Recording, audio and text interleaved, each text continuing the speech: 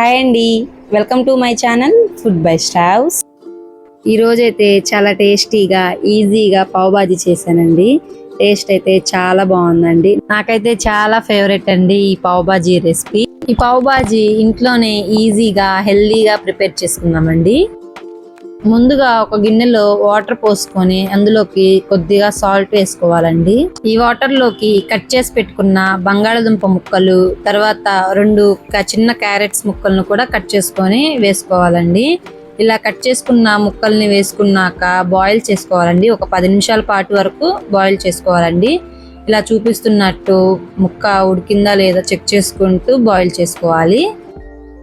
Next pan లోకి 3 స్పూన్లు oil వేసుకొని అందులోకి ఒక 1/2 కప్పు క్యాప్సికమ్ ముక్కల్ని వేసుకోవాలండి. సన్నగా కట్ చేసుకోవాలండి. ఇలా అవి పచ్చివాసన పోయాక 1 కప్పు టమాటా గుజ్జును వేసుకోవాలండి. టమాటా ముక్కల్ని సన్నగా కట్ చేసుకొనైనా వేసుకోవచ్చు, లేకుంటే ఇలా కటర్లో వేసుకొని ప్యూరీ లాగైనా వేసుకోవచ్చు అండి. ఇలా వేసుకున్నాక పచ్చివాసన పోయే వరకు ఫ్రై చేసుకోవాలండి టమాటాని, క్యాప్సికమ్ ముక్కల్ని. నెక్స్ట్ ఇందులో బాయిల్ చేసుకున్న గ్రీన్ పీస్ని వేసుకొని బాగా కలుపుకోవాలండి. పచ్చివైనా వేసుకోవచ్చండి, గ్రీన్ పీస్ మీ ఇష్టం, ఎలాగైనా వేసుకోవచ్చు. నేనైతే బాయిల్ చేసుకున్నవి వేసుకున్నానండి. ఇలా చూపిస్తున్నట్టు బాగా కలుపుకోవాలండి. ఇలా పచ్చివాసన పోయే వరకు కలుపుకుంటూ ఉండాలి. నెక్స్ట్ ఇలా ఉడుకుతున్నప్పుడు మనం ముందుగా బాయిల్ చేసి పెట్టుకున్న క్యారెట్, బంగాళదుంప ముక్కల్ని ఇందులోకి యాడ్ చేసుకోవాలండి.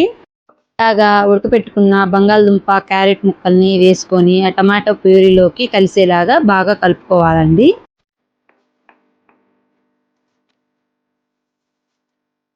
నెక్స్ట్ ఇలా మిక్స్ చేసుకున్న తర్వాత ఇందులోకి 1 స్పూను సాల్ట్, 1 స్పూను పసుపు వేసుకొని బాగా కలిసేలాగా మిక్స్ చేసుకోవాలండి. బాగా మిక్స్ చేసుకున్న తర్వాత పప్పు గుత్తి కానీ స్మాషర్ కానీ తీసుకొని ఈ బాయిల్ చేసుకున్న పొటాటో, క్యారెట్స్ని స్మాష్ చేసుకోవాలండి మెత్తగా. ఆల్రెడీ బాయిల్ చేసినాయి కాబట్టి ఈజీగా స్మాష్ అవుతాయండి. ఇలా చూపిస్తున్నట్టు స్మాష్ చేసుకోవాలండి. ఇలా చూపిస్తున్నట్టు కొద్దిగా పలుకుగా ఉండేలాగా స్మాష్ చేసుకుంటే చాలా బాగుంటుందండి. ఈ పావ్ బాజీ మిక్స్లోకి కొద్దిగా ఇందాక మనం పొటాటోస్ని బాయిల్ చేసుకున్న వాటర్ ఉన్నాయి కదండి, ఆ వాటర్ని వేసుకొని కొద్దిగా కన్సిస్టెన్సీ అనేది పలుచగా చేసుకోవాలండి. ఇలా మిక్స్ చేసి పెట్టుకున్న ఈ పావ్ బాజీ మిక్చర్ని ఒక గిన్నెలోకి తీసుకొని పక్కన పెట్టుకోవాలండి. బాజీ అనేది ఈ మాత్రం కన్సిస్టెన్సీ ఉంటే సరిపోతుందండి. నెక్స్ట్ అదే ప్యాన్లోకి బటర్ వేసుకోవాలండి. బటర్ వేసుకున్న తర్వాత సన్నగా కట్ చేసి పెట్టుకున్న అల్లం వెల్లుల్లి తరుగుని కూడా వేసుకోవాలండి. ఈ అల్లం వెల్లుల్లి తరుగుని బాగా ఫ్రై చేసుకొని కమ్మటి వాసన వచ్చే వరకు ఫ్రై చేసుకోవాలండి. ఇలా ఫ్రై చేసుకున్న తర్వాత ఇందులోకి సన్నగా కట్ చేసి పెట్టుకున్న పచ్చిమిర్చి తరుగుని, ఉల్లిపాయ తరుగుని వేసుకొని బాగా ఫ్రై చేసుకొని గోల్డెన్ కలర్లోకి వచ్చే వరకు ఫ్రై చేసుకోవాలండి. ఇలాగా ఆనియన్స్ ఫ్రై అయ్యాక అందులోకి 1 స్పూను సాల్ట్ వేసుకోవాలండి. కారంకి తగ్గట్టుగా 1 స్పూన్ కారం వేసుకోవాలి. ఇందులోకి 1 స్పూన్ జీరా పౌడరు, చాట్ మసాలా పౌడర్ వేసుకోవాలి. ఇందులోకి 1.5 స్పూన్ పావ్ బాజీ మసాలా వేసుకుంటే సరిపోతుందండి. ఇలా అన్ని మసాలాలు వేసుకున్నాక బాగా ఫ్రై చేసుకోవాలండి. ఇలా ఫ్రై చేసుకున్న తర్వాత ఇందాక మిక్స్ చేసి పెట్టుకున్న బాజీని ఇందులోకి వేసుకొని బాగా కలుపుకోవాలండి. ఇలా బాగా మిక్స్ చేసుకున్న బాజీని కొద్దిగా వాటర్ పోసుకొని పలుచుగా చేసుకోవాలండి. ఈ టైంలో మీకు కొద్దిగా సాల్ట్ తగ్గినట్టు అనిపిస్తే సాల్ట్ వేసుకొని టేస్ట్ని అడ్జస్ట్ చేసుకోవాలండి.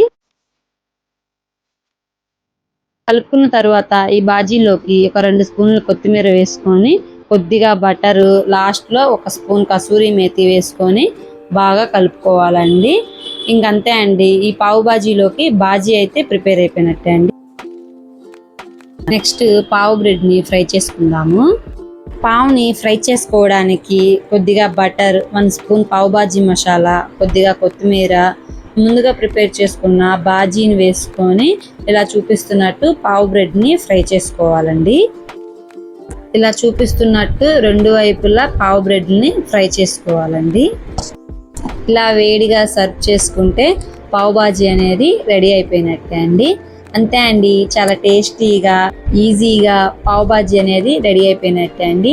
టేస్ట్ అయితే చాలా బాగుందండి. మీరు కూడా ఒక్కసారి ట్రై చేయండి, నేను చేసినట్లు చేసుకుంటే. అంతే అండి, ఈ వీడియో మీకు నచ్చినట్లయితే లైక్ చేసి మరిన్ని వీడియోస్ కోసం ఛానల్ని సబ్స్క్రైబ్ చేసుకోండి. Thanks for watching.